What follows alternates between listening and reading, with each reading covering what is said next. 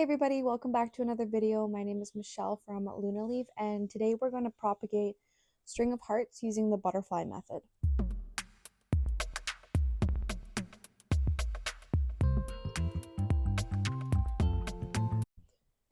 I really enjoy using the butterfly method because it gets rid of the vine, which doesn't really serve a lot of purpose. It creates another node that the roots can grow out of, making it a little bit more reliable during the whole propagation process. That little extra step really makes a difference in my opinion. So today I'm going to show you how to do it. It's really simple. We've got my crazy variegated string of hearts here. You want to make sure that you're finding a vine that's nice and healthy. If it has a good start, then it'll be way easier to propagate. So I'm just going to find a couple vines that aren't completely tangled up.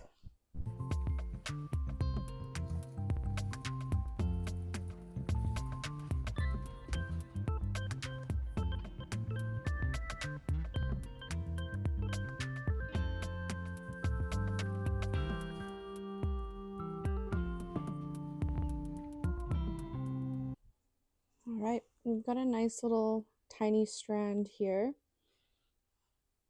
All you have to do is find where the node is, and it'll be in between two of the leaves here. And you just cut off any of the additional string or vines, I guess.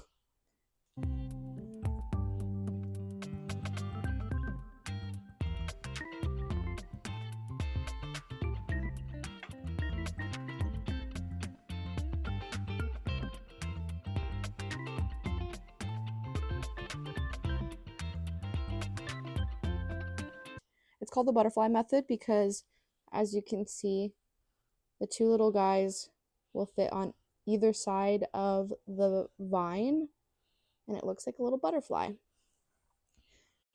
So once you have your little cut, you can just put it directly on whatever propagation medium you want to use. Today I'm going to use perlite and just lie it directly on top.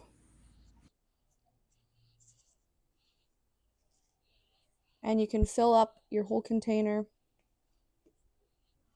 This is what I did with this little container here.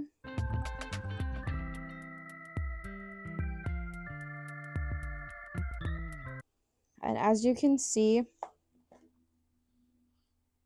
the roots will start growing. I'm going to find a good one to show you. The roots will grow in the center where the node is, but it'll also grow on the side where you made your cut. So instead of just having one area that the roots are going to form, it'll have two, potentially three areas where the roots will form. The new growth will form right from the center of the butterfly and will shoot out from the node. And this will be a whole new vine that comes out. So once your little butterfly is established, it has a nice healthy root system. You can put it in whatever growing medium you want. So today I just prepped a little container that has potting mix, perlite, and orchid bark. And we're just going to put the little roots down into the soil. And these little vines will become new little strings that will grow the new leaves from. You don't really have to take this additional step. You could just take one of these vines, twirl it around, put it on a pot of soil or whatever growing medium you want to use, and it'll definitely root. I like doing this additional step because it looks a lot cleaner. It gets rid of all of these additional vines that aren't going to form any roots. It'll also give you a fuller looking plant because it gives you more nodes where the new growth will shoot out of.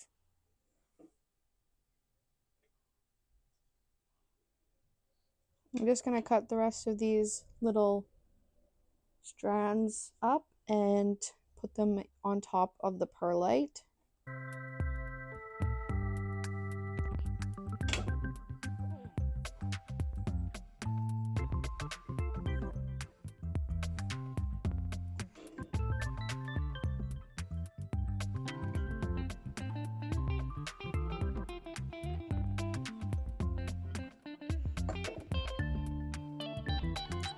You don't necessarily have to have 2 leaves for this to work. You can just have one little guy and it'll still root from the node.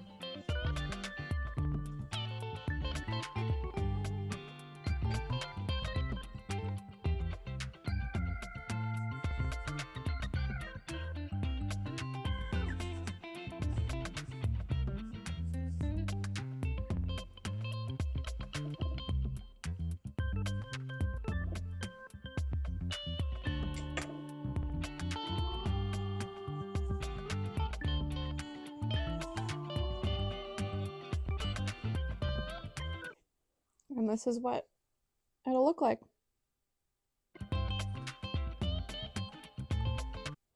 can leave this in your container, and I like to put a lid on it. Make sure that it has either a couple holes in the top, or you just don't put the lid on all the way, just to create a little bit of airflow, or it'll rot and get all gross and squishy. I'm just going to take my little ones that I've already propagated and finish this little container.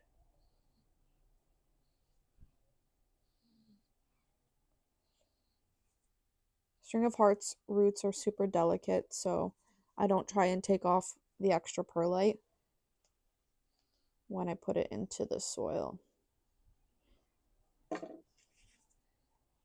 I want this to look really full, so I'm just stuffing as many as I can in here.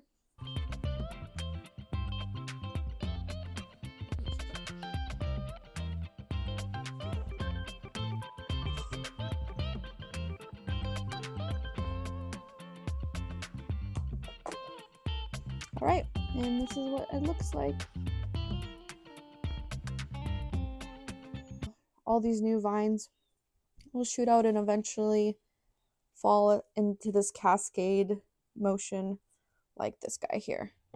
I actually use this butterfly method for this whole entire pot, so it definitely creates a really full looking plant up on the top, and it doesn't give you that bald look that sometimes you can get when you have string of hearts.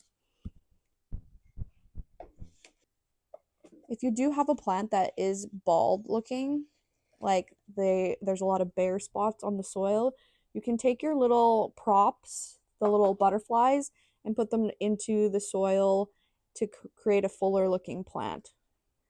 That's how you do the butterfly method. It's super easy, but I think that extra step is really worth it. If you have any questions, make sure you leave them in the comments below, and we'll see you in the next video.